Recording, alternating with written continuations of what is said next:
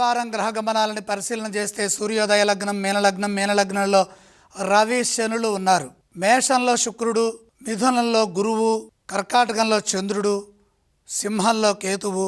మిగిలిన ముగ్గురు అనగా రాహు, బుధ, కుజులు కుంభంలో సంచరిస్తున్నారు. 29 ఏప్రిల్ ఆదివారం చైత్ర శుద్ధ ఏకాదశి నుండి చైత్ర బహుళ విదియ వరకు 29 ఆదివారం కేతు మఖానక్షత్రంలో స్వనక్షత్రంలో ఉంటారు. అదే రోజు కామద ఏకాదశి. 30వ తేదీ సోమవారం చంద్రుడు మఖానక్షత్రం దగ్గర ఆకాశంలో దర్శనమిస్తారు. అదే రోజు చంద్రుడు అవరోహణ నోడు అంటే కేతు దగ్గర ఉంటారు. 30వ తేదీ సోమవారం ప్రదోష వ్రతం. 31 మంగళవారం రవి రేవతి నక్షత్రంలో ఉంటారు.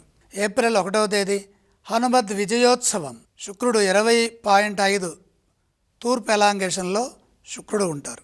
2వ తేదీ గురువారం పూర్ణిమ. అదే రోజు కుజుడు మీనంలో. 3వ తేదీ శుక్రవారం చంద్రుడు చిత్తా నక్షత్రం. ప్రత్యక్షంగా ఆకాశంలో దీన్ని దర్శించవచ్చు. ఈ చిత్తా నక్షత్రం దగ్గర చంద్రుడు ఉన్న రోజు ఆధారం చేసుకొని పండితులు పంచాంగంలో ఉపయోగించే చైత్రపక్ష అయినాంశాలని గ్రహిస్తారు. చిత్రా నక్షత్ర స్థితి అయినాంశాన్ని తెలియజేస్తుంది. 4వ తేదీ శనివారం రేవతి 2వ పాదంలో సూర్యుడు ఉంటారు. అదే రోజు బుధుడు 27.8 డిగ్రీస్ దగ్గర వెస్ట్లో ఎలాంగేషన్లో ఉంటారు. ఇవి ఈ వారంలో ఖగోళపరంగా, పంచాంగపరంగా, సిద్ధాంతపరంగా ఉన్న విశేషాలు.